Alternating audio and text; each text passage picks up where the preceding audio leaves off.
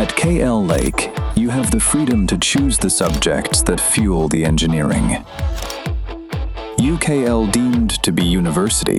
BRS లో ఒకవైపు చేరికలు జరుగుతా ఉన్నాయి, కానీ బయట ప్రచారం మాత్రం బీఆర్ఎస్ నుండి కీలక నేతలు బయటికి రాబోతా ఉన్నారు. మాజీ మంత్రి మల్లారెడ్డి లాంటి వాళ్ళు కూడా బయటికి రాబోతున్నారు అనే ప్రచారం జోరుగా సాగుతా ఉంది. ఎట్లా చూస్తుంది? అదంతా ఫేక్. పోయినోళ్ళే బాధపడుతున్నారు. అయ్యో మేము ఎందుకు వచ్చినాం బీఆర్ఎస్ పార్టీ నుంచి అని చెప్పేసి బాధపడుతున్నారు. ఇక మల్లారెడ్డి ఒపీనియన్ ఏంటంటే ఆయన మనసులో జొర్రి మేము చూడలేము. మరి అది ఆయన ఒపీనియన్. ఆయన చేరిక అవుతారా లేదా అనేది ఆయనకు తెలుసు. ఎందుకంటే నిజాలు తెలియంది మనం కూడా ఆయన మీద పుకార్లు పుట్టించడం కూడా తప్పు. అంటే అందశ్రీ సంబంధించిన ఒక సభలో రేవంత్ రెడ్డి ఇటు మల్లారెడ్డి ఒకే స్టేజ్ మీద ఉన్నారు. కేసీఆర్ ని విమర్శిస్తా ఉన్నప్పుడు కూడా మల్లారెడ్డి సైలెంట్ గా ఉండడం దానికి గల కారణం అనే విధంగా వ్యాఖ్యలు చేస్తున్నారు. ఆయన అట్లా ఎందుకున్నాడు అని చెప్తే అక్కడ సిచ్యువేషన్ బట్టి ఉండొచ్చు. ఎందుకంటే ఆయన ఒక ముఖ్యమంత్రి అని చెప్పేసి మరి మర్యాద ఇచ్చి ఉన్నాడా, లేకపోతే ఆయన మనసులో ఏమున్నదో ఉన్నాడు. మాకు కూడా ఆయన అంటుంటే అంటే మా కేసీఆర్ గారిని అంటుంటే మాకు బాధ ఏదా? మరి ఆయన కూడా మా పార్టీలోనే ఉండి మరి రేవంత్ రెడ్డి గారు అనేసి మాటలు అంటుంటే మరి ఈయన ఏమనకపోవడం ఏందో, మరి ఆయన ఒపీనియన్ ఏందో కూడా మాకు కూడా ఇంకా అర్థం కావట్లేదు. అంటే ఆయన సైలెంట్ ఎన్నికల పార్టీ వారి ఆలోచన ఉందనంట. మేబీ చెప్పలేము. ఆయన మారతారా మారరా అనేది అది ఆయనకే వదిలేస్తాము. కానీ మా బీఆర్ఎస్ పార్టీ నుంచి కాంగ్రెస్ కు వెళ్ళిన వాళ్ళు కాంగ్రెస్ పార్టీ అని చెప్పుకోలేని పరిస్థితి ఉంది, ఇక్కడ బీఆర్ఎస్ పార్టీ అని చెప్పుకోలేని పరిస్థితి కనిపిస్తుంది అక్కడ.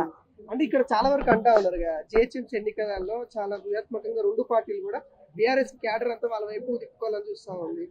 దానిలో భాగంగానే కొన్ని ప్రణాళికలు జరుగుతూ ఉన్నాయి. అట్లా వెళ్ళే అవకాశం ఉందంటారా బీఆర్ఎస్ లీడర్? అన్ని డైవర్షన్ చేస్తారు, డైవర్షన్ పాలిటిక్స్. ఇప్పుడు మేము మాట్లాడితే ఏమంటారు, పెయిడ్ ఆర్టిస్టులం అంటారు. పెయిడ్ ఆర్టిస్టులం కాదురా నాయన. నేను 2009 నుంచి నేను 8th క్లాస్లో ఉన్నప్పటి నుంచి కేసీఆర్ గారి జెండా పట్టుకున్నా. నేను కేసీఆర్ గారు ఫస్ట్ టీడీపీ నుంచి కేసీఆర్ గారు తెలంగాణ వచ్చుడే ఇక నేను చచ్చుడా అని తెలంగాణని సాధించుకొచ్చిండు. మాకు అదొకటి నచ్చింది. నేను మెయిన్ రేవంత్ రెడ్డి నీది పాలమూరే నాది పాలమూరే, నువ్వు మాట్లాడుతున్నావు లాంగ్వేజ్ నువ్వే అట్లా మాట్లాడితే నాకు మరి నేను ఒక ఆడబిడ్డగా నీకు సవాల్ విసురుతున్నా.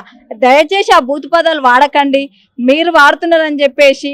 ఎందుకంటే నాయకుడు మన రాష్ట్రాన్ని వెళ్ళే నాయకుడు మంచిగుంటే ప్రజలు కూడా మంచిగుంటారు. కేసీఆర్ నేర్పించిన గతంలో వాళ్ళు నేర్పించిన మాటలు ఇప్పుడు మాట్లాడుతున్నాం అంటారు కదా. కేసీఆర్ ఓనమాలు నేర్పించారు తెలంగాణలో, ఇలాంటి రాజకీయం మొత్తం కేసీఆర్ వల్లనే వచ్చిందని అంటారు కదా. మా కేసీఆర్ గారు ఏదైనా సభ పెడితే ఏదైనా మీటింగ్ పెడితే ఏదో మాకు కొంచెం క్రేజీ రావాలని చెప్పేసి ఏదో మీమ్స్ వాడతాడు. కానీ ఇలాంటి బూతులు గోటీలు గుడ్లు విక్తా గోటీలు ఆడతా నేను పేగులు మెడలు వేసుకుంటా లావుల తొండలు ఇడుస్తా ఈ బూతు పదాలు మాత్రం వాడలేదు. ఎందుకంటే యావత్ తెలంగాణ మొత్తం తెలుసు కేసీఆర్ గారు ఒక జాతి పిత, ఈ రేవంత్ రెడ్డి అనేట ఆయన ఒక బూతు పిత అని మిగిలిపోయినాడు ఈ తెలంగాణ రాష్ట్రంలో. మళ్ళీ ఖచ్చితంగా 10 సంవత్సరాల వరకు మేమే ఉంటాం అధికారంలో అనే విధంగా చాలా మంది కూడా మా పార్టీలో చేరడానికి ముఖ్యంగా బీఆర్ఎస్ నేతలంతా క్యూ లైన్ కడతా ఉన్నారు. కాబట్టి మేమే ఆపుకున్నాం అనే విధంగా మాట్లాడుతూ ఉన్నారు కదా. ఇక వాళ్ళ డప్పు వాళ్ళే కొట్టుకుంటున్నారు. ఇక వాళ్ళ డప్పు వాళ్ళే కొట్టుకొని ఇద్దాము. కానీ భారీ మెజారిటీతో పల్లెన మండలంలో నియోజకవర్గంలో ఎవరు చూడు కారే రావాలి, మళ్ళా మా కేసీఆర్ సారే రావాలి, మా బతుకులు మారాలంటే కేసీఆర్ గారు రావాలి అని అంటున్నారు. 117 స్థానాలు గెలుస్తున్నారు. డీలిమిటేషన్ అయిపోతుంది, దాదాపు సీట్లు పెరుగుతాయి. 117 స్థానాలు గెలుస్తామని ధీమా వ్యక్తం చేస్తున్నారు. నేను శపథం చేసి చెప్తున్నా, ఒక 7 సీట్లు కొట్టినా సార్ నేను అసలు సోషల్ మీడియాలో నేను మాట్లాడా. ఒక 7 సీట్లు కాంగ్రెస్ నుంచి గెలిచినా నేను అసలు సోషల్ మీడియాలకే రానిగా. మంత్రులు కాదు, అసలు సబ్జెక్ట్ ఉండదు, ఒక నాలెడ్జ్ ఉండదు, ఒక పాడు ఉండదు. ఏదైనా వర్క్ చేసి రమ్మా అంటే ఏం వర్క్ చేయలే. పేదల భూములు గుంజుకుంటున్నారు. పోయి మళ్ళీ అక్కడ ప్రశ్నిస్తే మా గొంతులు నొక్కేస్తున్నారు. మా చేతులకి బేడీలేసి పోలీస్ స్టేషన్లకు తీసుకుపోతున్నారు. మంచినీళ్ళు ఇవ్వకుండా గంటలు వేడి చేపిస్తున్నారు మమ్మల్ని.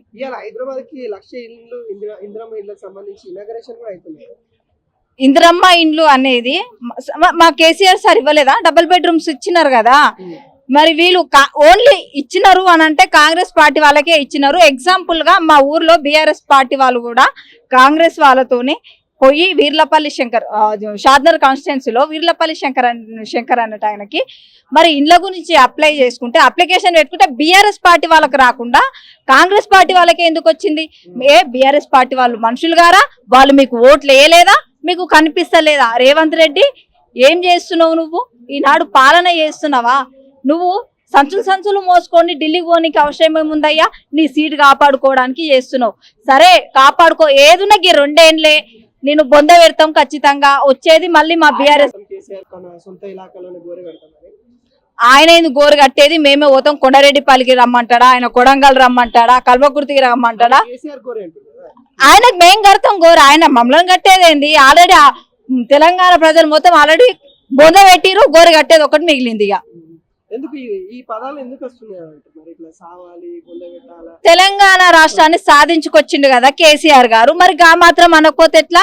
ఎందుకంటే ఆయన తెచ్చిన తెలంగాణలో ఈనాడు ఊకనే రాలే బిడ్డ కూసున్న సీటు అని ఒక పాట ఉన్నది కదా. మరి ఊసరివిల్లి లెక్క ఆ పార్టీ ఈ పార్టీ ఆ పార్టీ ఈ పార్టీ మారిండు, మరి ఊకనే రాలే. నిజంగానే ఆ పార్టీలు మారుకుంటా వచ్చిండు. ఈనాడు కేసీఆర్ గారు తెచ్చిన తెలంగాణలో సీఎం అయ్యిండు. అంటే కేసీఆర్ గారు పెట్టిన భిక్ష రేవంత్ రెడ్డికి ఈ సీఎం పదవి అనేది.